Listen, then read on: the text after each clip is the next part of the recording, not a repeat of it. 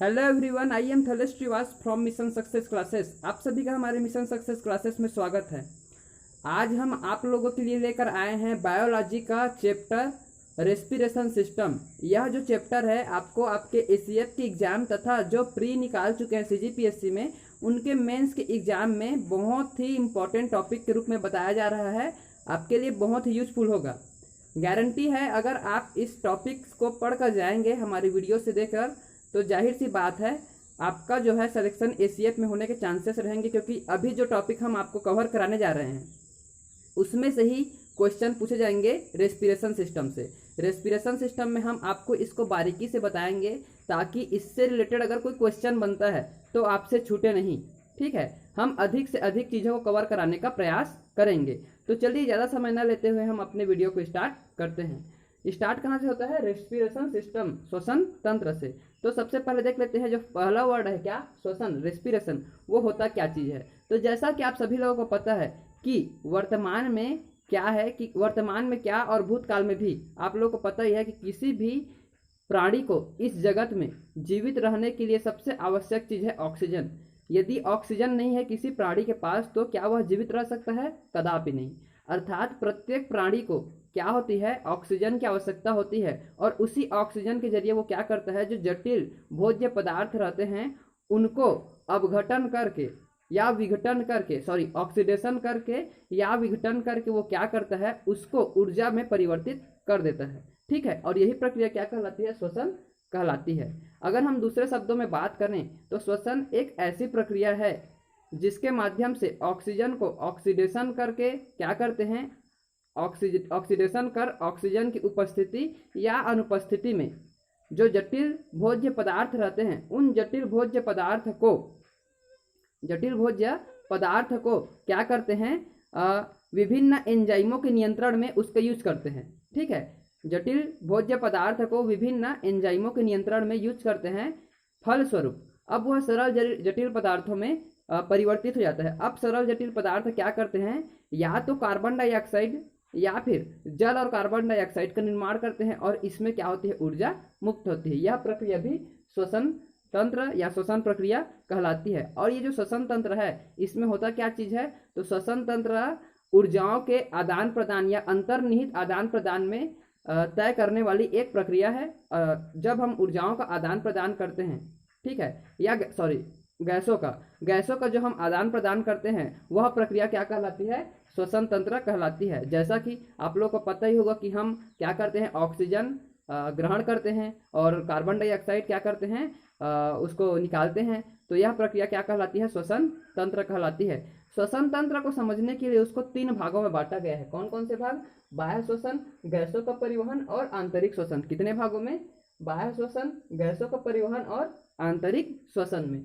अब ये पहला क्या होता है, बाह्य श्वसन, उसको देख लेते हैं। तो बाह्य श्वसन क्या होता है, तो प्राणी और वातावरण के बीच जो गैसों का आदान प्रदान होता है। ठीक है, श्वसन गैसों का आदान प्रदान जो होता है प्राणी और वातावरण के बीच, कहने का अर्थ आप समझ रहे हैं, ऑक्सीजन और कार्बन डाइऑक्साइड का आदान प्रदान बोल रहा है। ठीक है, तो प्राणी और वातावरण के बीच जो गैसों का आदान प्रदान होता है, कार्बन डाइऑक्साइड और ऑक्सीजन का जो आदान प्रदान होता है, वही प्रक्रिया बाह्य श्वसन कहलाती है। कैसे में? तो जैसा कि आपको पता ही है कि क्या किया जाता है, क्या करते हैं, हम लोग ऑक्सीजन ग्रहण करते हैं। ठीक है, और ऑक्सीजन ग्रहण करने के पश्चात हम लोग कार्बन डाइऑक्साइड छोड़ते हैं। तो यह प्रक्रिया कहाँ पर लागू होती है, तो हमारे लंग्स में होती है। यह प्रक्रिया जो चलती है वो हमारे लंग्स में चलती है। जैसे हम कार्बन डाइऑक्साइड को छोड़ रहे हैं, ऑक्सीजन को ग्रहण कर रहे हैं, यह प्रक्रिया हमारे लंग्स में चलती है। इसीलिए इस श्वसन प्रक्रिया को फुफ्फुस श्वसन के नाम से भी जाना जाता है। कौन से श्वसन के नाम से? फुफ्फुस श्वसन, जिसको पल्मोनरी रेस्पिरेशन भी कहते हैं। क्या कहते हैं? Pulmonary respiration. ठीक है, इसके अलावा इसको गैसीय विनिमय के नाम से भी जाना जाता है। गैसीय विनिमय क्यों? क्योंकि पहले ही मैंने आपको बता दिया कि जो ऑक्सीजन है उसको रुधिर तक पहुंचाया जाता है। ठीक है, केशिकाओं के माध्यम से, ब्लड के माध्यम से उसको रुधिर तक पहुंचाते हैं। किसको? ऑक्सीजन को केशिकाओं के माध्यम से, जबकि कार्बन डाइऑक्साइड को केशिकाओं के माध्यम से ही वायु तक वापस छोड़ा जाता है। ठीक है, तो यह प्रक्रिया क्या कहलाती है? गैसों का विनिमय या गैसीय विनिमय भी कहलाती है, क्योंकि इसमें oxygen gas, carbon dioxide gas, मतलब गैसों का आदान प्रदान हो रहा है। इसीलिए बाह्य श्वसन को गैसीय विनिमय भी कहा जाता है। ठीक है, आशा है कि आप लोगों को समझ में आ रहा होगा। इसके पश्चात यदि हम बात करें तो बाह्य श्वसन को हम उसके दो भागों से और अच्छी तरह समझ सकते हैं। कौन कौन सा? श्वासोच्छ्वास और गैसों का विनिमय। श्वासोच्छ्वास ये क्या होता है? तो पहले इसको देख लेते हैं। श्वासोच्छ्वास होता क्या चीज है? तो क्या होता है, तो स्तनधारी जो जीव रहते हैं, जो स्तनधारी जीव रहते हैं, उनके फेफड़ों में क्या कर दिया जाता है, निश्चित दर में वायु भरी जाती है और उसमें से निकाली भी जाती है।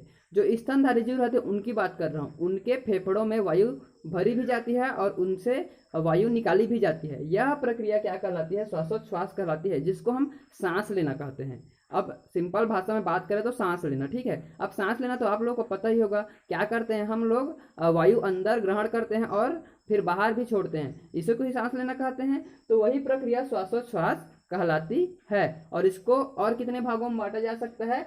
तो निःश्वसन और उच्छ्वास, मतलब उच्छ्वास, निःश्वसन और उच्छ्वास, अर्थात दो भागों में बांटा जा सकता है। अब निःश्वसन क्या होता है, इसको देख लेते हैं। तो निःश्वसन क्या होता है? तो जब वायु एवं वातावरण में, ठीक है, जब वायु एवं वातावरण के बीच क्या होता है, गैसों का आदान प्रदान। किस प्रकार से आदान प्रदान होता है? तो ऐसा आदान प्रदान होता है कि ऑक्सीजन को अंदर लिया जाता है। ठीक है, ऑक्सीजन को अंदर लिया जाता है। कहाँ से? वातावरण से। क्या करते हैं हम लोग, वायु को वातावरण से अंदर लेते हैं, मतलब ऑक्सीजन को अंदर लेते हैं। और कहाँ से? उसके बाद क्या होता है, बाह्य अंतरार्शुक पेशियां, जो बाह्य अंतरार्शुक पेशियां होती है वो सिकुड़ने लगती है। क्या करते हैं हम लोग, वातावरण से वायु को अपने अंदर लेते हैं, ऑक्सीजन को अपने अंदर लेते हैं, तो उससे जो हमारी बाह्य अंतरार्शुक पेशियां होती है वो सिकुड़ने लगती है। इसके फलस्वरूप जो हमारी पसलियां है वो बाहर की ओर निकलने लगती है। अब हमारी जो बाह्य अंतरार्शुक पेशियां वो सिकुड़ रही है, फलस्वरूप जो पसलियां हैं वो बाहर की ओर फैलने लगती है, जिसके कारण जो हमारा वक्ष गुहा होता है उसका आयतन बढ़ जाता है। अब पसलियां बाहर की ओर क्या हो रही हैं, फैल रही हैं, इस कारण से हमारा जो वक्ष गुहा है वो भी क्या होता है, उसका आयतन बढ़ जाता है। ठीक है, ये किस में होता है? निःश्वसन में। अब हम उसके बाद बात करें उच्छ्वास, तो उच्छ्वास क्या होता है? यह निःश्वसन का विपरीत होता है। अब जैसा आप लोग निःश्वसन समझ गए, उच्छ्वास भी उसका विपरीत होता है। इसमें क्या होता है, इसमें कार्बन डाइऑक्साइड को हम लोग क्या करते हैं, मतलब वायु को वातावरण में जाकर देते हैं। पहले क्या किए थे निःश्वसन में, ऑक्सीजन यानी कि वायु को हम लोग वातावरण से अपने अंदर लिए थे। अब हम अपने अंदर से वायु को जो है, जो कार्बन डाइऑक्साइड के रूप में निकलता है, उसको हम वायु में वातावरण में जाकर छोड़ देते हैं। ठीक है, अर्थात इसमें से कार्बन डाइऑक्साइड बाहर निकलता है। फलस्वरूप इसमें क्या हुआ था, बाह्य अंतरार्शुक पेशियां जो थी वो सिकुड़ने लगी थी। इसमें क्या होता है, इसमें होता है कि इसमें आंतरिक इंटरकॉस्टल जो पेशियां रहती है, आंतरिक इंटरकॉस्टल पेशियां वो सिकुड़ने लगती है। उसमें बाह्य वाला सिकुड़ा था, इसमें आंतरिक इंटरकॉस्टल पेशियां सिकुड़ने लगती है। इसके कारण से इसमें क्या हुआ था, पसलियां बाहर की ओर फैलने लगी थी। अब यह उसके विपरीत हो गया, तो इसमें पसलियां क्या होंगी, फैलने नहीं लगेंगी, बल्कि वह अपने स्थान पर वापस आने लगेंगी। पहले फैले हुई थी, अब वो अपने स्थान पर वापस आने लगेंगी। इसके कारण से जो प्लूरल गुहा है उसका क्या होता है, आयतन कम हो जाता है। इसमें वक्ष गुहा का आयतन बढ़ गया था, अब उसका आयतन क्या हो गया है, कम होने लगता है। ठीक है, यह प्रक्रिया उच्छ्वास कहलाती है। दोनों एक दूसरे के विपरीत हैं, आसानी से समझ में आ गया होगा, आशा है ऐसा मेरे को।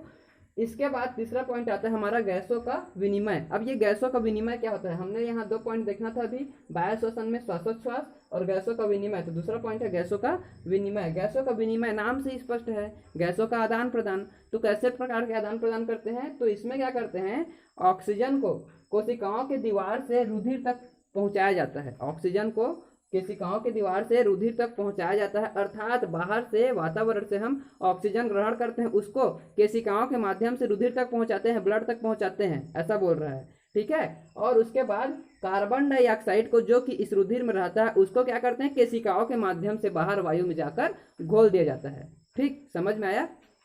ऑक्सीजन को बाहर वातावरण से हम अपने अंदर प्रवेश कराते हैं और कोशिकाओं के माध्यम से हम क्या करते हैं, उसको रुधिर तक पहुंचाते हैं। जबकि कार्बन डाइऑक्साइड को इसके विपरीत कोशिकाओं के माध्यम से हम बाहर निकालते हैं और उसको वायु में जाकर घोल देते हैं। इस प्रकार से गैसों का इसमें विनिमय होने लगता है। तो जो आज का चैप्टर था हमने इसमें उसको पूरी तरह से कवर करा दिया। इसको एक बार पुनः जल्दी जल्दी कंप्लीट कराने का प्रयास करते हैं फास्टली। ठीक है, आप समझिएगा। श्वसन क्या होता है, तो श्वसन मैं आपको बता ही दिया हूँ। ठीक है, श्वसन क्या होता है, तो श्वसन कौन सी प्रक्रिया होती है, तो जो ऑक्सीजन हम लोग क्या करते हैं, ऑक्सीजन के बिना न तो कोई जीवित रह सकता है, तो ऑक्सीजन के लिए हम क्या करते हैं, वो कार्बनिक भोज्य पदार्थों का क्या करता है, या तो वह ऑक्सीडेशन करता है या विघटन करता है। उस प्रक्रिया को क्या कहते हैं, श्वसन कहते हैं, जिसके फलस्वरूप हमें क्या मिलती है, ऊर्जा मिलती है। इसको तीन भागों में बांटा जा सकता है, बाह्य श्वसन, गैसों का परिवहन और आंतरिक श्वसन। अब जो बाह्य श्वसन है इसको फुफ्फुस श्वसन या गैसीय विनिमय भी कहते हैं। क्यों कहते हैं, क्योंकि जो बाह्य श्वसन है वह कहाँ कंप्लीट होता है, तो हमारे फुफ्फुस यानी कि लंग्स में ही संचालित होता है, वहाँ कार्यान्वित होता है, इसीलिए इसको फुफ्फुस श्वसन भी कहते हैं। और इसमें गैसों का आदान प्रदान होता है, इसलिए इसको गैसीय विनिमय भी कहते हैं, जिसको हम आगे नीचे में भी देखेंगे। उसके बाद बाह्य श्वसन जो है इसको दो भागों में बांटा जा सकता है, श्वासोच्छ्वास और गैसों का विनिमय। श्वासोच्छ्वास क्या होता है, तो श्वासोच्छ्वास होता है सांस लेना।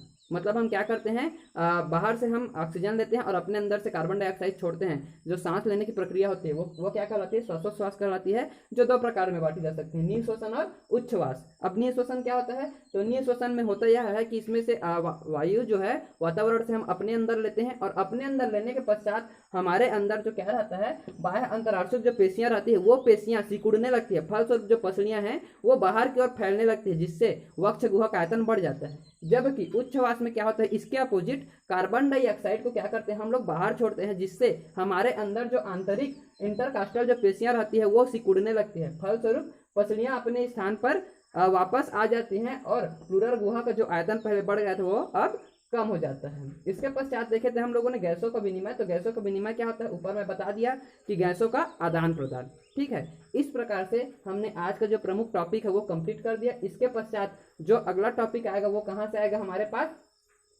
गैसों का परिवहन। तो अगले टॉपिक में हम आपको कवर कराएंगे गैसों के परिवहन को। तब तक आप हमसे बने रहिएगा, हम आपको आपके ACF निकालने में पूरी तरह से मदद करेंगे, और हम आपको भरोसा दिलाते हैं कि अगर आप हमारे क्लास के साथ बने रहेंगे तो अवश्य ही आपका ACF एग्जाम निकल जाएगा। तब तक के लिए आप हमसे जुड़े रहिएगा। धन्यवाद।